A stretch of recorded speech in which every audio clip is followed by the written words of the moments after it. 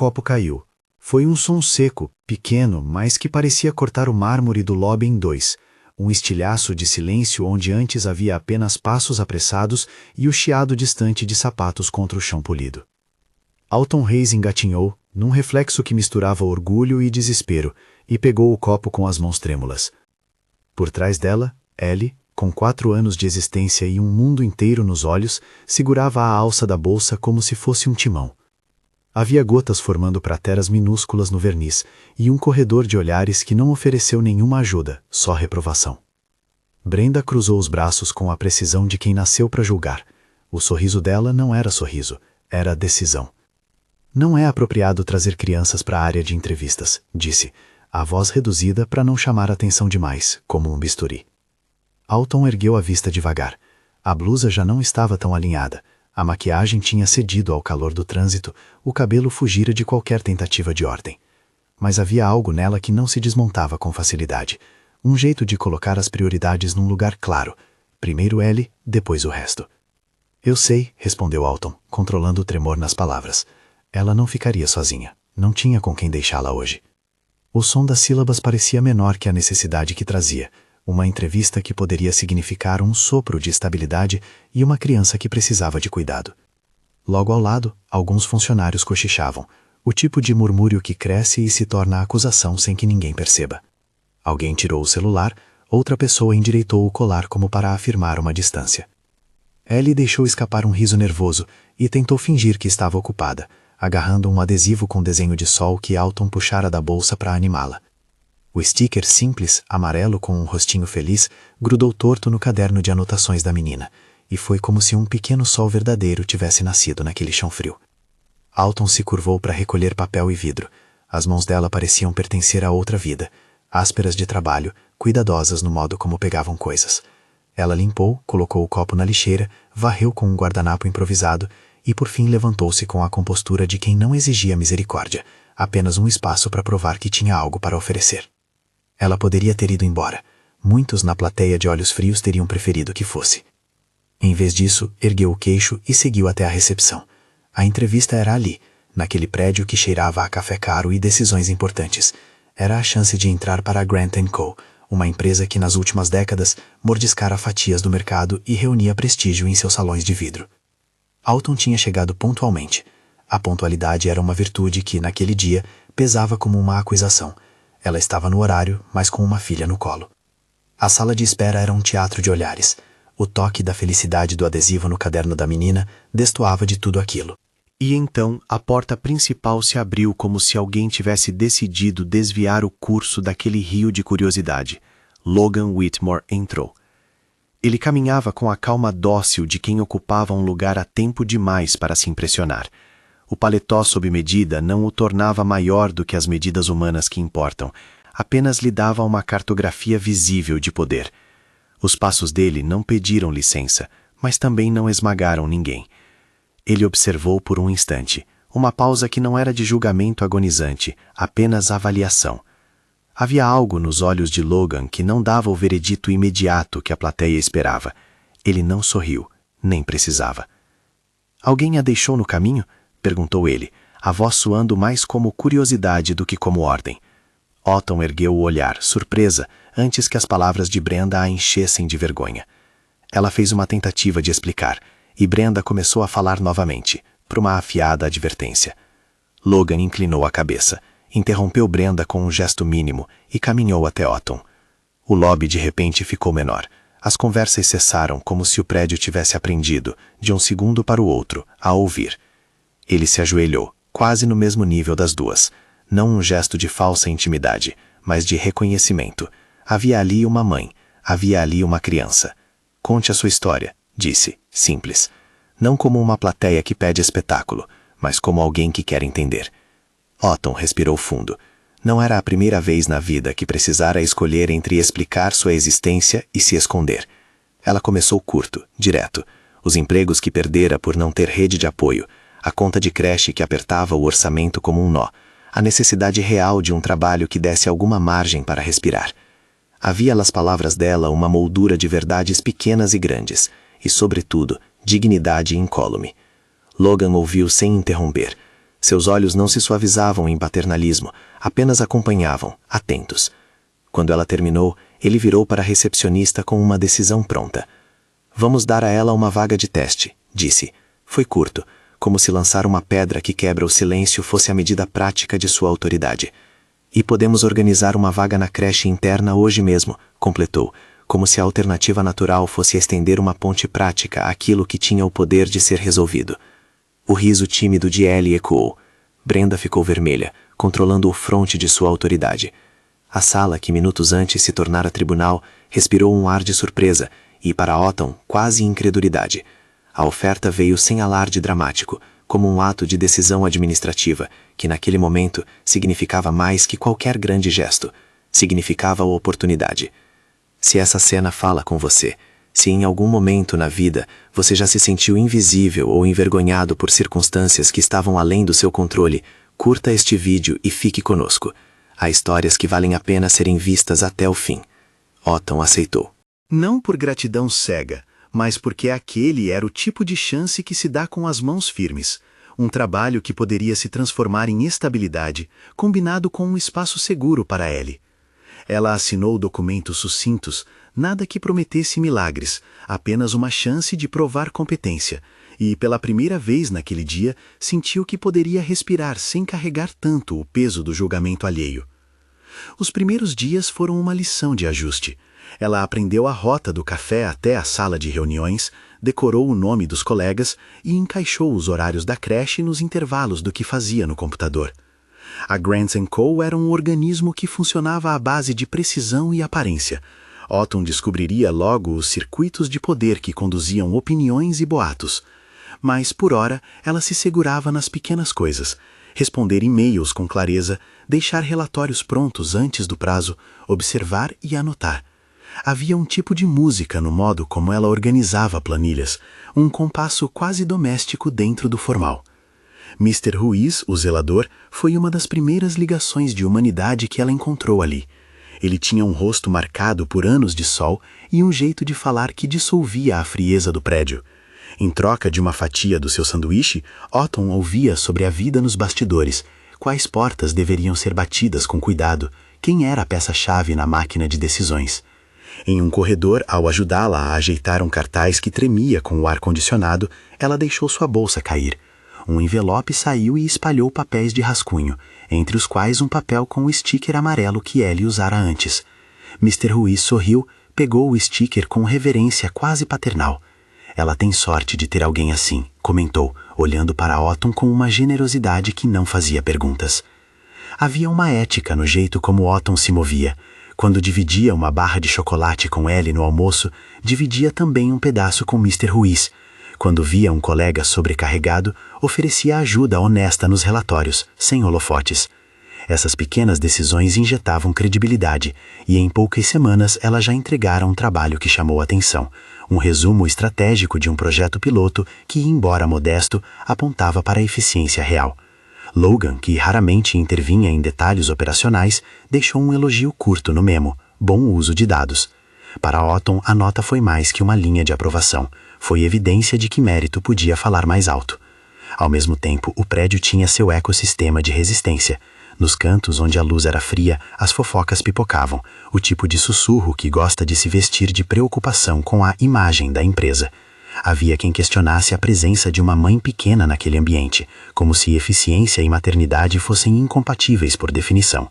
Pessoas lembravam de regras internas, de optics, de possíveis desconfortos com clientes e investidores. A equação era perversa.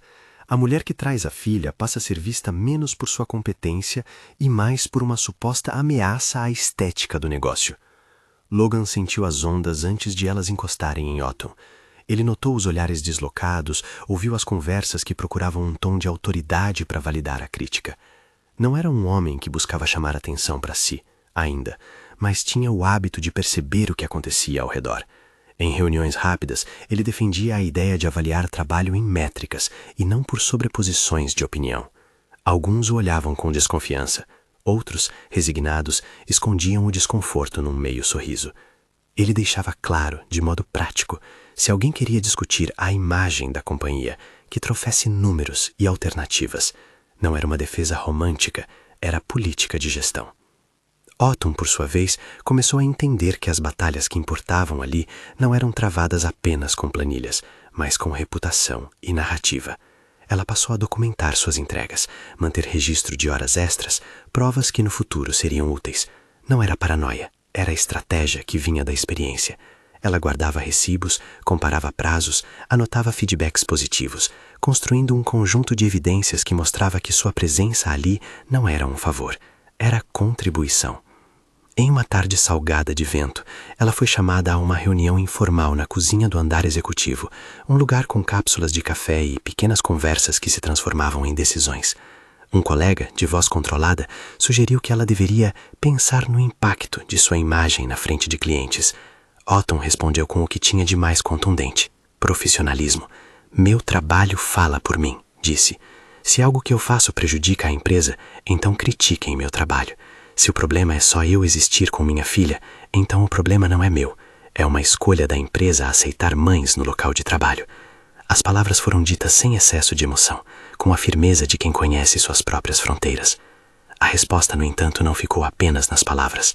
Surgiram fotos em um grupo fechado de funcionários, cenas de Autumn sorrindo com uma planilha, Ellie vestindo um casaco emprestado por uma assistente numa manhã fria, uma imagem do adesivo amarelo no caderno da menina. As imagens circularam com legendas discretas. Questões de imagem. Será que é apropriado? O que começou como cochicho corporativo tornou-se rumor digital, ainda que contido. Pessoas seguiam a corrente como se estivessem fazendo um serviço de manutenção da moralidade da empresa. Logan recebeu uma mensagem breve sobre a situação. Ele não a transformou em espetáculo. Em vez disso, construiu um pequeno muro prático.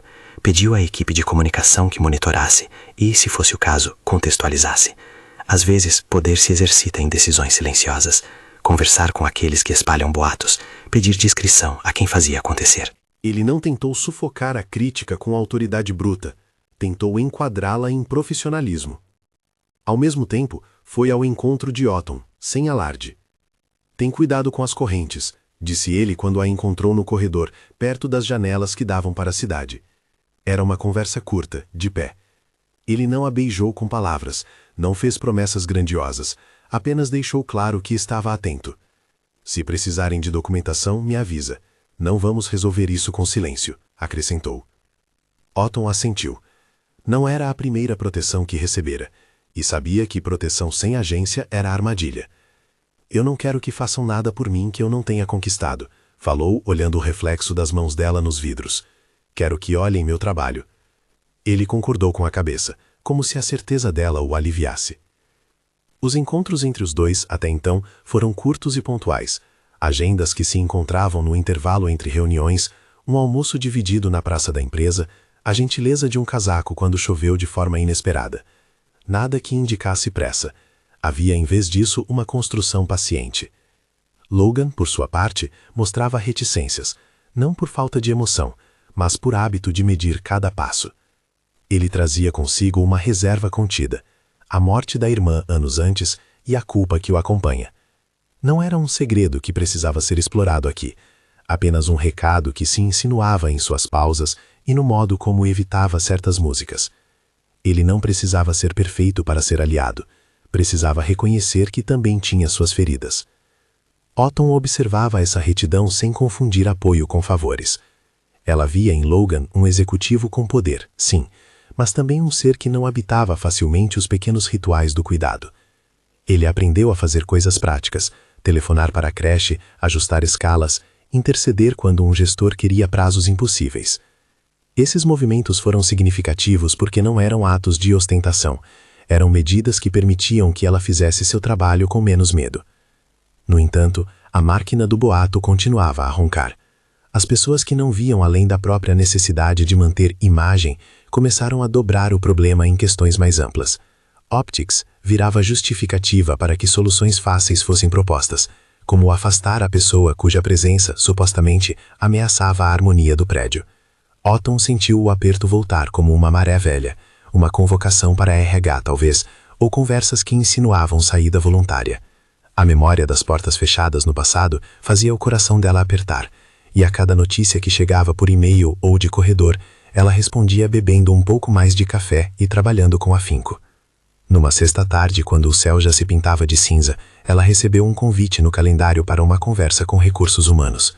Não havia explicitamente a palavra problema, mas o tom burocrático era suficiente para acelerar seu pulso. Ela saiu da estação de creche com Ellie na mão, o sticker amarelo agora colado na bolsa, e dirigiu-se ao elevador com a respiração contida. No caminho para a sala de RH, ela passou por aquele corredor onde antes havia cochichos. Alguém desviou o olhar. Uma voz atrás dela pronunciou baixa: "Espero que isso não afete o cliente X." Otton não respondeu. Havia um tipo de esgotamento que vinha de ouvir sempre a mesma canção de reprovação. No hall de espera, sentada, ela observou as pessoas, rostos fechados, tablets, o sussurro de conversas que não eram para ela. Ellie começou a desenhar no bloco que Otton trouxera, um sol, um quadrado que representava talvez uma casa. Mr. Ruiz, que passava por ali para recolher algumas caixas, piscou discretamente e deixou um pequeno post-it em cima da bolsa de Otton. Aguente firme. Pequenos empurrões de humanidade que não pediam nada em troca. Otton apertou o bilhete sob o joelho e respirou. Ela não sabia ainda o teor daquela conversa. Poderia ser apenas um ajuste de performance. Poderia ser uma tentativa de forjar uma saída que parecesse voluntária. Os boatos, quando se transformam em política, ganham corpo. E quando ganham corpo, começam a pressionar o que é mais vulnerável: as pessoas, suas escolhas, sua dignidade. Quando a porta se abriu para chamá-la, Otton olhou para Ellie com a calma que só se conquista com treino. "Volto logo", sussurrou. A sala de RH era neutra, com cadeiras de tecido e uma mesa que isolava vozes.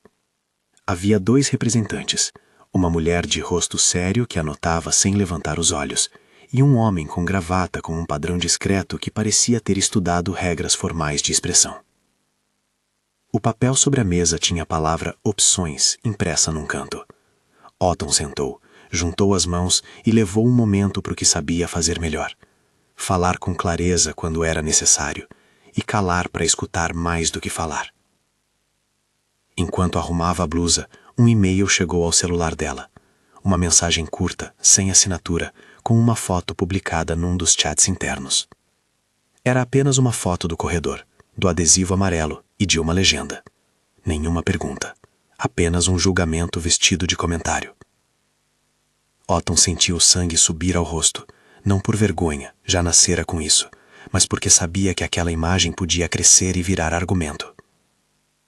Ela respirou, ouviu as palavras formais da funcionária de RH que dizia que se tratava de um ajuste, e depois perguntou: "Você quer que eu saia?" Não era só uma pergunta, era um teste.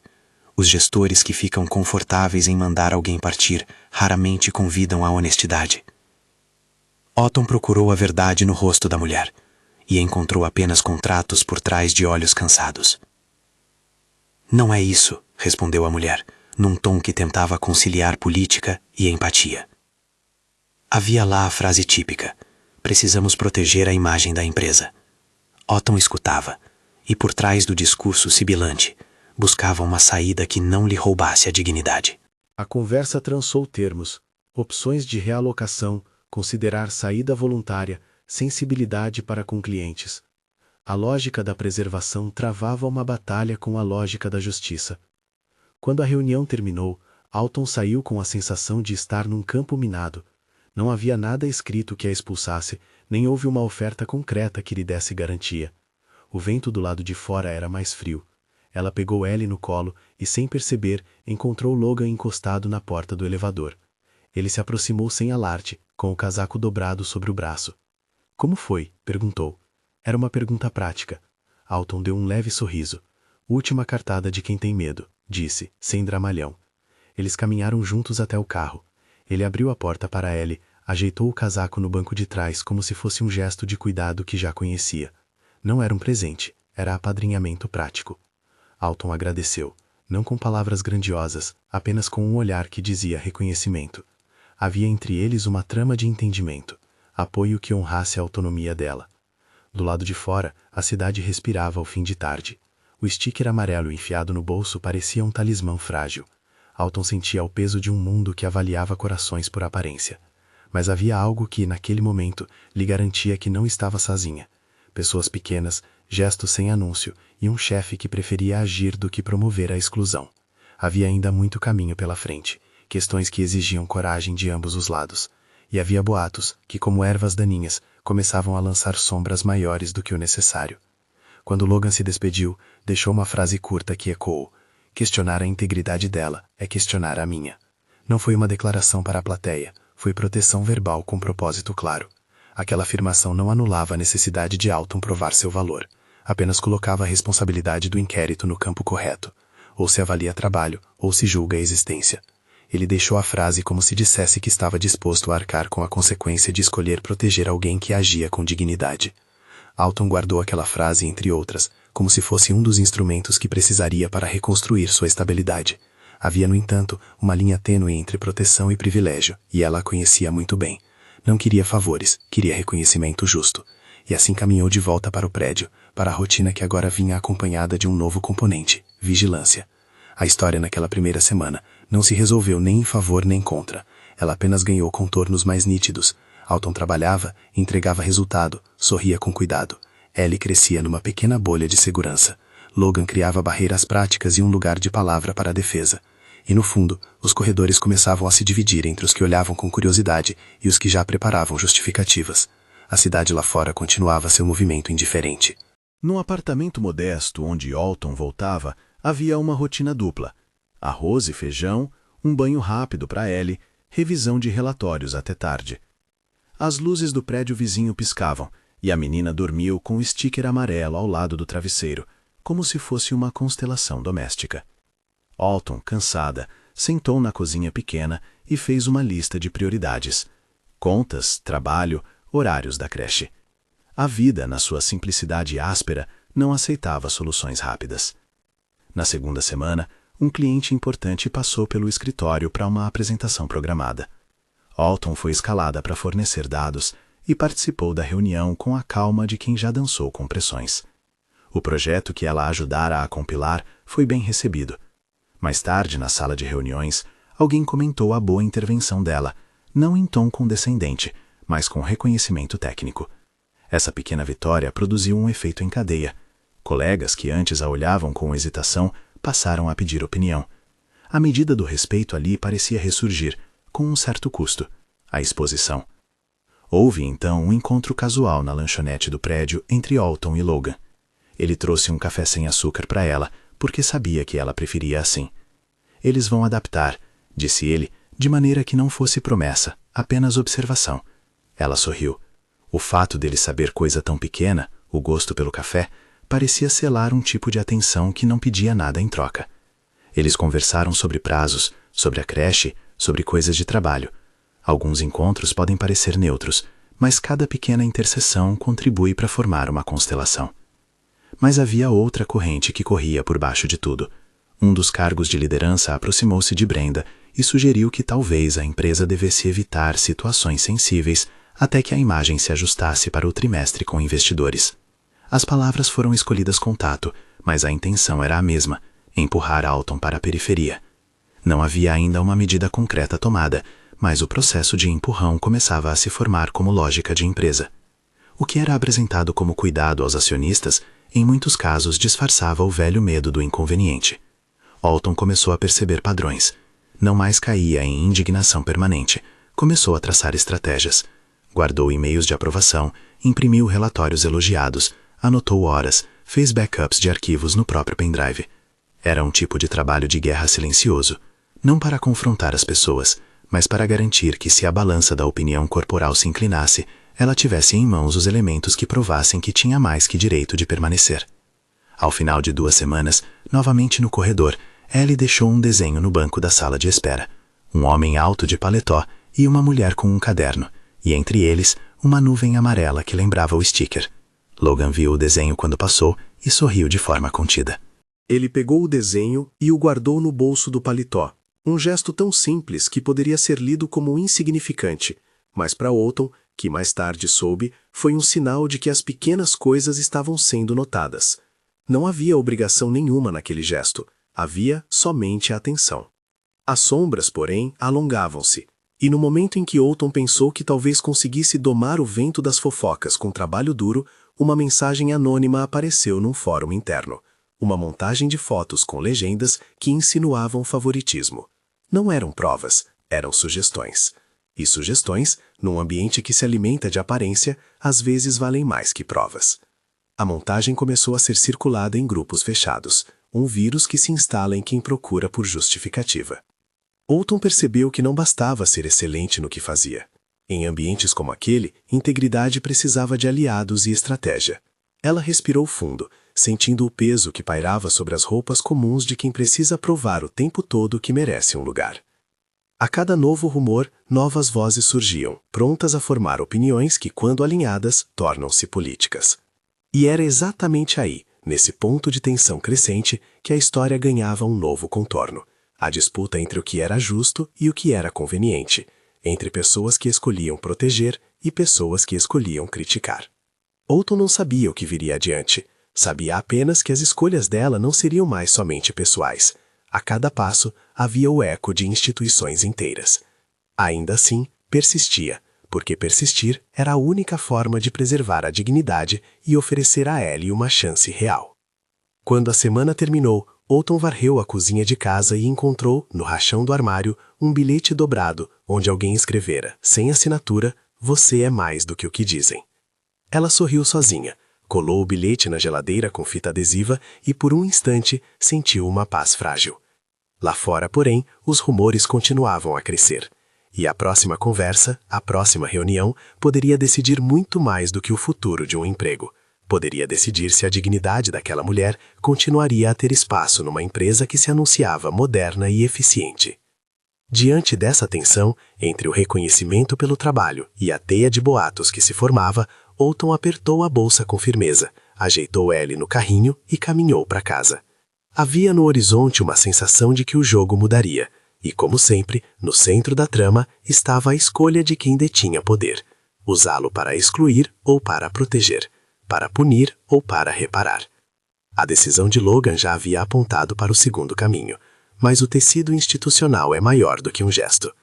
Seria preciso mais do que boas intenções para transformar boatos em política justa. No silêncio de seu pequeno lar, Oughton escreveu uma carta para si mesma, não para ser enviada a ninguém, apenas para lembrar do que valia a pena. Honestidade no trabalho, paciência nos passos, proteção mútua quando possível.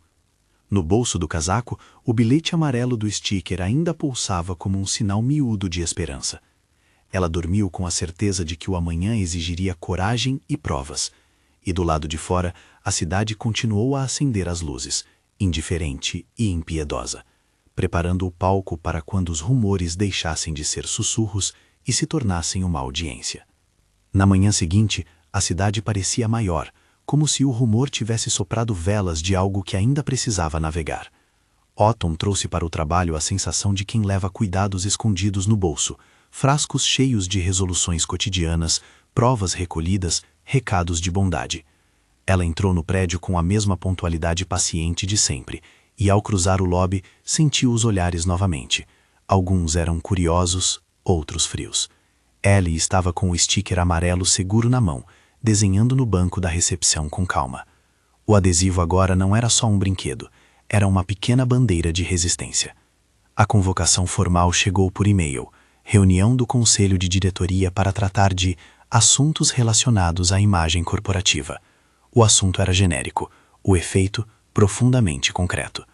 Oughton respirou fundo, tomou um café mais forte e revisou os documentos que guardava em uma pasta. Relatórios, avaliações de desempenho, horas registradas, o e-mail de elogio que Logan deixara no memo. Era seu longo hábito transformar vulnerabilidade em ordem. Quando saiu do elevador no andar onde as decisões costumavam se encantar em cifras e prazos, encontrou Mr. Ruiz aos risos com outro funcionário. Ele acenou discreto e fez um sinal com o polegar, como se dissesse, vai bem. Pequenas alianças, pensou ela, segurando a mão de Ellie por cima da bolsa. A reunião de RH aconteceu em uma sala maior do que as anteriores, com uma mesa longa que parecia engolir as vozes. Havia ali representantes do jurídico, alguém do departamento de comunicação interna, e 3 executivos que usavam a neutralidade do terno como se fosse uma armadura. Em cima da mesa, uma pasta marrom com uma aba dobrada, a presença silenciosa de algo que cheirava a encerramento. O tom foi direto. Havia preocupação sobre optics, sobre como investidores poderiam interpretar certas imagens. Foi oferecida uma saída que se apresentava como digna, um termo de rescisão com incentivo para a saída voluntária. Não havia nomeações de culpa. Havia, no entanto, a lógica de que uma empresa poderia escolher minimizar riscos, recusando situações vistas como incômodas. Otton ouviu com a calma que vem da experiência. Sabia que nem todo discurso formal se traduzia em justiça. Perguntou então com voz contida: "O que exatamente esperam que eu assine?" A resposta foi técnica, cheia de termos que tentavam parecer neutros. Uma proposta de desligamento que inclui um pacote, um acordo de confidencialidade para proteção mútua. Era o tipo de linguagem que tenta transformar expulsão em escolha. Naquele momento, a porta se abriu. Logan entrou na sala sem barulho, com a compostura de quem não pretendia fazer espetáculo. Havia no rosto dele a marca de quem passou noites pensando em consequências. Ele pôs um casaco no encosto de uma cadeira e olhou para a pasta marrom. Como se pesasse cada palavra, falou com calma. Se o argumento é preservar a imagem, precisamos antes definir que imagem estamos preservando. Vamos avaliar por desempenho, por impacto. A sala se contraiu. Era o som da vantagem que vem do poder quando este é usado para deslocar uma narrativa. Ele pegou a pasta, abriu os papéis e os folheou com um movimento seco. Havia entre os documentos o termo de desligamento preparado. Sem cerimônia, puxou-o para perto e, na frente de todos, rasgou o papel em dois. O som do rasgo foi como um estalo que partiu algo mais do que o envelope. Foi a ruptura de uma lógica que transformava pessoas em peças descartáveis. Questionar a integridade dela é questionar a minha, disse ele, em português claro, sem simbologias desnecessárias. A frase não foi para a plateia do prédio, foi uma decisão verbal que deslocava a responsabilidade. Os rostos mudaram, surpresa, desconforto e, em alguns, uma sutil resignação. Alton sentiu o ar mudar ao redor. Não era alívio imediato. Sabia que o que vira naquele gesto não iria apagar semanas de boato, mas havia ali uma objeção institucional que requeria resposta. Logan não se limitou ao gesto dramático. Apresentou evidências de performance, números e testemunhos que destacavam o trabalho dela. Mostrou os relatórios dela, as horas extras, a nota técnica assinada por clientes internos. O que antes era um argumento baseado em opinião, passou a ser tratado como trabalho mensurável. A defesa pública não foi um momento de romance. Foi uma ação administrativa que veio com consequências. Instruções para que a comunicação interna revise os conteúdos e para que o RH conduza quaisquer investigações com critérios objetivos, não com convicções sociais. Os boatos não desapareceram na hora, mas perderam a capacidade de esmagar sem resistência. Fora dali, algumas vozes no prédio passaram a pensar duas vezes antes de transformar conjectura em documento. Antes de sair da sala, Logan fez algo que não estava nos processos. Pegou o desenho que Ellie fizera dias antes, o homem alto, a mulher com caderno e a nuvem amarela, e o mostrou com um sorriso contido. "Isso é de verdade", disse ele, apontando para o adesivo desenhado. A simplicidade do gesto dissolveu um pouco da formalidade hostil. Alton agradeceu, não com palavras grandiosas, mas com a certeza de que havia, finalmente, um espaço para que seu trabalho fosse visto. Naquele fim de tarde, a cidade começou a se despedir com uma chuva fina de verão. Otton seguiu para casa sentindo o cansaço habitual, mas menos corroído pela culpa alheia.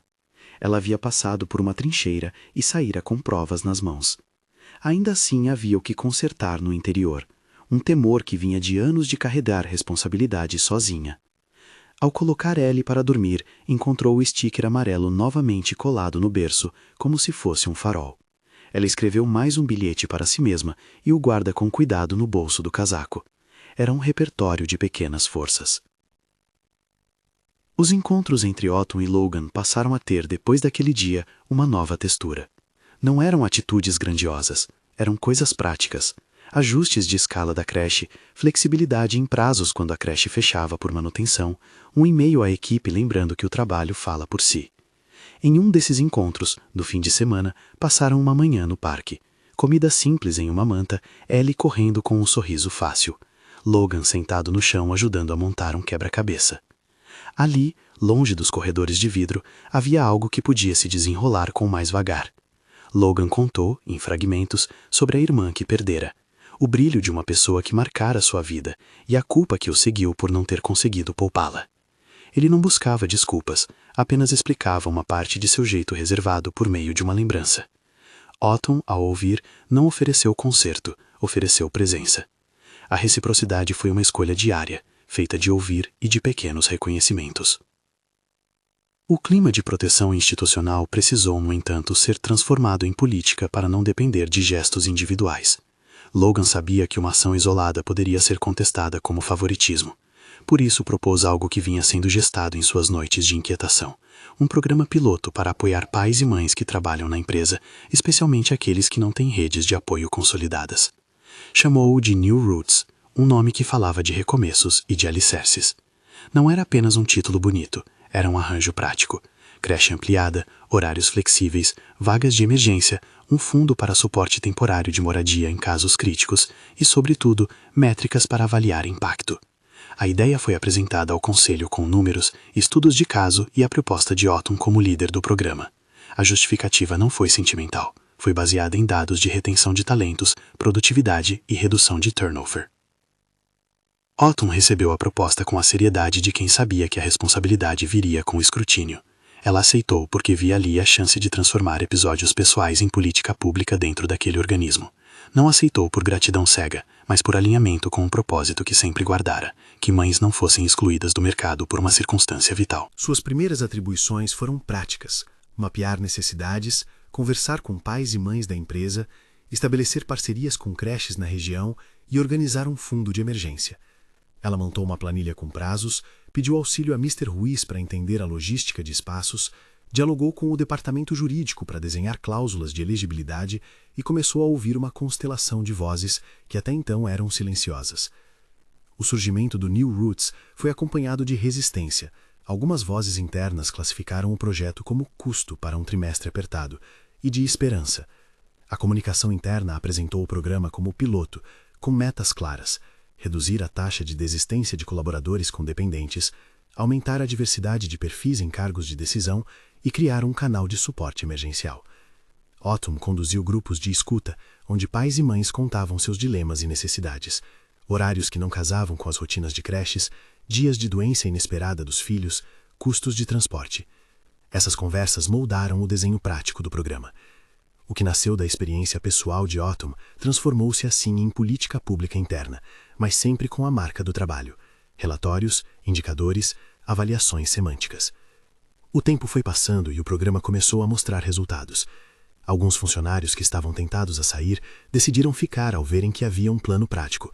Outros presentes pediram ajuda e encontraram soluções imediatas. Ellie, por sua vez, ganhou um espaço seguro na creche associada, não como peça de espetáculo, mas como parte de uma rede que permitia a Otton trabalhar com menos medo. O sticker amarelo continuava aparecendo em objetos discretos, guardado em bolsos, agora também colado em murais do próprio projeto como um símbolo singelo da origem do programa. A confiança entre Otton e Logan cresceu com paciência e pequenos compromissos. Ele transferiu responsabilidades, ela mostrou liderança técnica, a empresa ganhou credibilidade no que dizia respeito à retenção de talentos. Alguns meses depois, em uma reunião de resultados, os números foram apresentados: redução de turnover em setores piloto, relatos de aumento de produtividade e diminuição de faltas justificadas por falta de opção. O impacto foi traduzido em métricas que o conselho não podia ignorar. Diante disso, a liderança propôs que o programa fosse ampliado e que Otton tivesse um cargo formal, com autoridade para gerir verba e estratégia. A promoção veio com reconhecimento público e com um pacote que incluía participação em planos de longo prazo da empresa, uma transferência simbólica de ações e opções, votada como forma de reconhecimento institucional pelo impacto do programa. A apresentação explicitou que a transferência tinha propósito de garantir continuidade e compromisso com o projeto, e não de converter favores em dependência.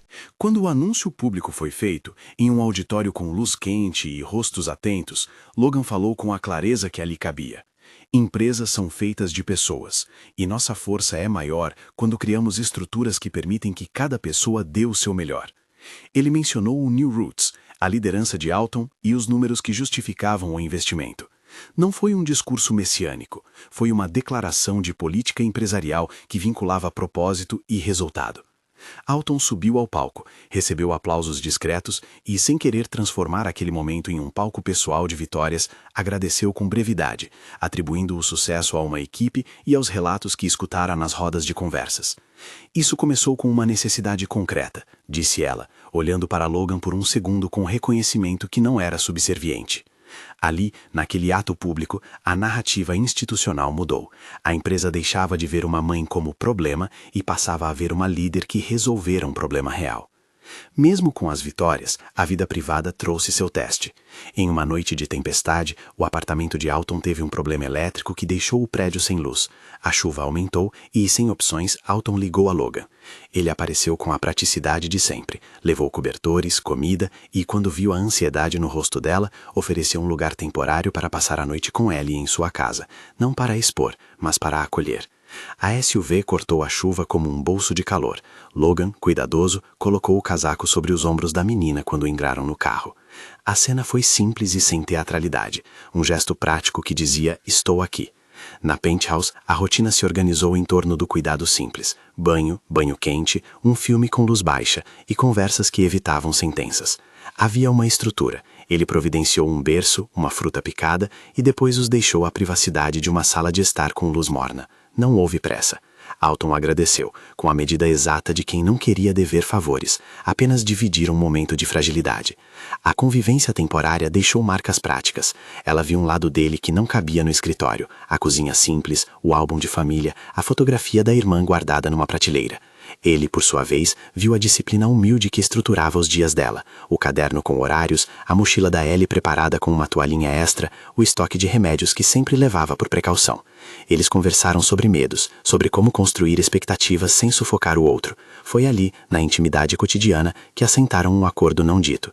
Estariam disponíveis um para o outro enquanto cada um preservasse a autonomia. O gesto de Logan foi prático, a resposta de Alton foi digna. Não houve rompantes românticos, apenas uma construção medida. O tempo passou e o New Roots ganhou forma de programa em diversas unidades da empresa. Pais que haviam perdido empregos por falta de opções encontraram caminhos de retorno. Colaboradores que antes se viam à margem passaram a contar com horários flexíveis e o fundo emergencial. A narrativa pública começou a mudar. A empresa passou a ser citada em matérias que falavam de responsabilidade social corporativa, e Alton foi convidada para painéis e entrevistas, onde sempre enfatizou que a política nasceu de uma necessidade observada, não de condescendência. O reconhecimento não lhe virou adorno, virou trabalho. Meses depois, numa cerimônia simples na sede, Logan e Alton celebraram o lançamento formal do New Roots para toda a companhia. Havia sorrisos contidos, depoimentos reais e, ao final, um momento simbólico. Logan entregou a Alton um envelope com a proposta de participação no plano de sócios da empresa, não como moeda emocional, mas como instrumento para que ela tivesse voz nas decisões que afetariam o programa no futuro. Alton leu o documento com atenção. Ao assiná-lo, seu gesto foi de quem assume responsabilidade e aceita a possibilidade de moldar o futuro de muitos. Não era um cheque que a comprava. Era um voto de confiança que a colocava na posição de agente institucional. Mr. Ruiz, presente entre os funcionários, bateu palmas com orgulho paternal. Ao mesmo tempo que a esfera institucional se consolidava, a vida pessoal começou a desenhar possibilidades mais íntimas. Os encontros entre Alton e Logan tornaram-se menos pautados por logística e mais por escolhas. Almoços curtos onde conversavam sobre filmes, caminhadas com Ellie no parque, noites em que cozinharam juntos, não para formar imagem, mas para partilhar tarefas. A relação floresceu com a calma de quem constrói aos poucos, gestos, diálogos honestos, decisões partilhadas. Ele não a resgatara de nada. Ela, por sua vez, permitira que alguém fosse presente em sua vida. A reciprocidade era visível em pequenas cenas. Ele agora perguntava sobre os planos da creche. Ela ouvia inquietações dele sobre a gestão de cupo. Era parceria, não propriedade. Algumas vozes ainda insistiam em conspirar, mas perderam força diante dos números e da transparência do processo. O programa ganhou parceiros na comunidade e a empresa começou a desenvolver um código de boas práticas para a inclusão de pais no ambiente corporativo. A narrativa passou de julgamento a aprendizado. Alton, quando falava em eventos, sempre mencionava que o New Roots era mais um início do que um fim. Não resolvemos tudo, costumava dizer, mas criamos um lugar para começar a resolver. O tempo trouxe estabilidade, porém não eliminou as cicatrizes do passado. Em um outono claro, Logan levou Alton ao rooftop do prédio uma noite para conversar sobre o futuro, não para dramatizar, mas para partilhar. As luzes da cidade se estendiam como um tapete de pequenas promessas. Ele falou sobre sua irmã, sobre a necessidade que tivera de aprender a agir ao invés de se afogar em culpa. Quando vi você naquele lobby, disse ele, vi alguém que não se rendia ao que a vida tenta impor. Vi responsabilidade e coragem. E percebi que havia coisas que a nossa empresa precisava aprender. Não para me salvar, mas para me lembrar do que importa. A fala dele foi simples e honesta. Alton ouviu e respondeu com a mesma franqueza. Falou de noites longas, de escolhas solitárias e de sonhos que não eram românticos, mas práticos. Ali, sob o céu, construíram um entendimento. Haveria amor, se assim surgisse, mas que haveria, acima de tudo, compromisso com a integridade de cada um.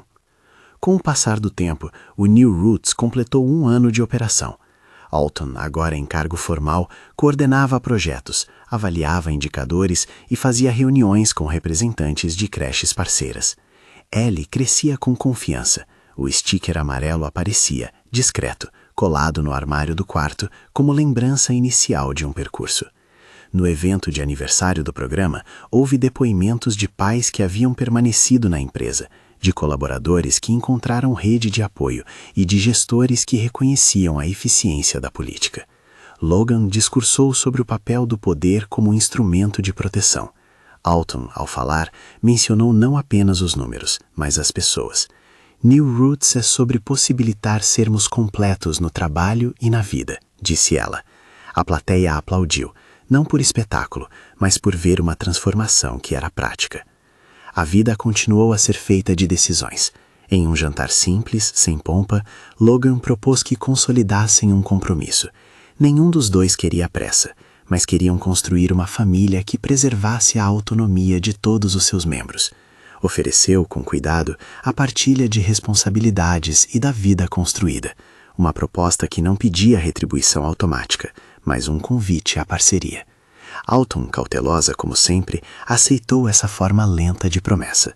Eles decidiram caminhar juntos com o mesmo senso de medida que havia guiado suas ações: respeito, autonomia e decisões tomadas lado a lado. O casamento foi simples, íntimo, com a presença de poucas pessoas que tinham sido peças concretas na trajetória. Mr. Ruiz, alguns colegas, amigos próximos.